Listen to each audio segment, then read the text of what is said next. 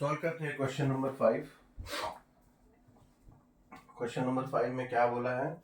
Mister Manohar gave 20% part of his income to his elder son and 30% part to his younger सन।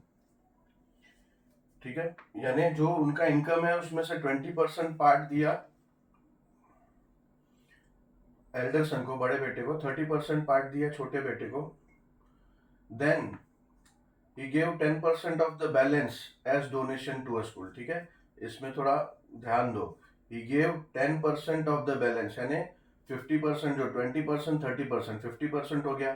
50% देने के बाद जो बचा उसमें से 10% डोनेशन स्कूल में दिया है। ठीक है, एंड देन क्या बोल रहे हैं? he still had rupees 1,80,000 for himself। what was Mr. Manohar's income. ठीक है, इसमें कैसा है, उनका जो एक्सपेंडिचर दो बार आएगा, यानी 20%, 30% ये एक्सपेंडिचर है उनका। इनकम हमने एक्स कंसिडर किया, उसमें से हम 50% उनका सेविंग पकड़ेंगे। सेविंग होगा 50%। 50% जब उन्होंने अपने बच्चों को दे दिया तो 50% उसमें से बचा, बैलेंस, सेविंग नहीं एक्चुअली बैलेंस। वो बैलेंस में से 10% दिया, तो बैलेंस में से 10% माइनस करने के बाद 1,80,000 बचा है। ऐसा हमारा स्टेटमेंट बनेगा। ठीक है, देखो कैसे। पहले तो उनका सैलरी पता नहीं है, तो लेट मिस्टर मनोहर्स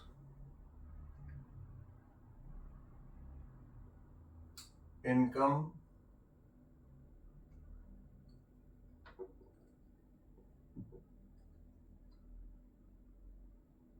बी एक्स। ही, सॉल्यूशन लिख देते हैं, स्टार्ट हो गया हमारा solution. He gave part of income to elder son is equals to 20% है ना, तो 20% किसमें से? इनकम में से। और इनकम क्या कंसिडर किया हमने? एक्स। ठीक है, therefore he gave part of income to younger son is equals to 30% of income। ठीक है, 30% of income। तो ये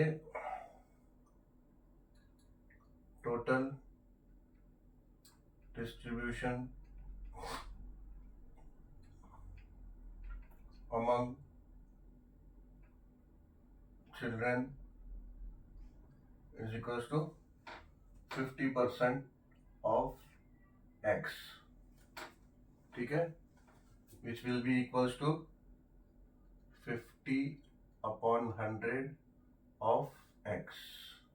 एक जीरो कट, 5 1 एंड 5 2 जा, तो ये हो गया 1/2 x, 1x/2 या फिर x/2। ठीक है, so ये x/2 हो गया, 1 इंटू एक्स एक्स हो जाता है, तो ये हो गया x/2। अभी क्या है? Then he donated 10% from x/2 is equals to 10% of x/2 is equals to 10/100 into x/2। ठीक है, ये समझ में आया? इनके पास बच्चों को देने के बाद से x/2 उनके पास बैलेंस बचा इनकम में से। अब उसमें से इन्होंने 10% दिया है, तो वो कितना होगा? वो होगा x/2 फ्रॉम 10% फ्रॉम x/2, तो हो जाएगा is equals to 10% from x/2 है ना। अभी जो इनकम बचा x/2 उसमें से दिया है 10%, तो ये ऐसा हो जाएगा, एक जीरो कट हो जाएगा, जीरो कट हो जाएगा, तो हो जाएगा equals to 1 into x and 10 into 2 20। ठीक है, अभी क्वेश्चन में क्या बोला है कि ही स्टिल हैव 1,80,000। ये सब पैसे देने के बाद उनके पास 1,80,000 हुआ। तो इक्वेशन कैसे हुआ?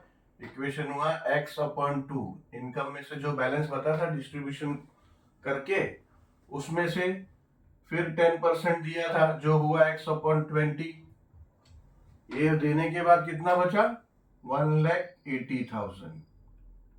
ठीक है, ऐसे हमारा इक्वेशन बना।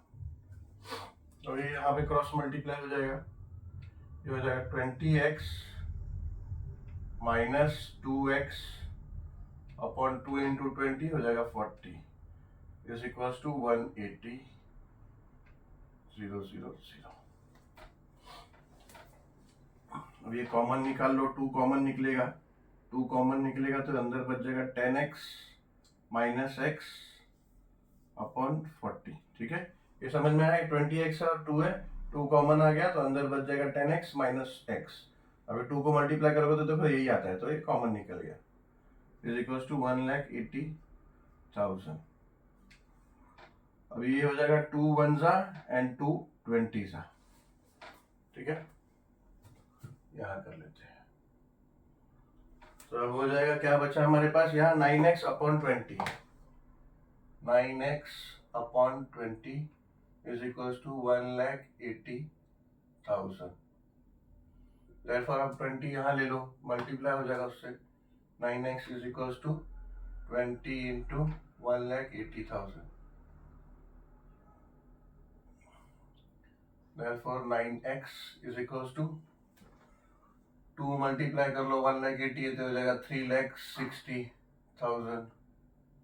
3,60,000 और ये 0 है तो और एक 0 यहाँ ऐड कर दो, अब ये 36 lakhs हो जाएगा। 36 lakhs हो गया। ठीक है, 20 मल्टीप्लाई बाय 1,80,000। अब इसको डिवाइड कर लो, ये x इधर हो जाएगा, 9 को यहाँ ले लो, equals to 36 lakhs divide by 9। ये 9 1 एंड 9 4 तो ये 4 से हो गया डिवाइड और ये लैक्स रह गया ऐसे। तो x इज इक्वल टू कितना आ गया? x इज इक्वल टू आ गया 4 lakhs रुपीस। ठीक है, तो क्वेश्चन क्या है? वही है कि मनोहर इनकम कितना है। What is mister Manohar income? तो answer therefore Mr. Manohar's income is 4 lakhs rupees। ठीक है, सॉल्व हो गया।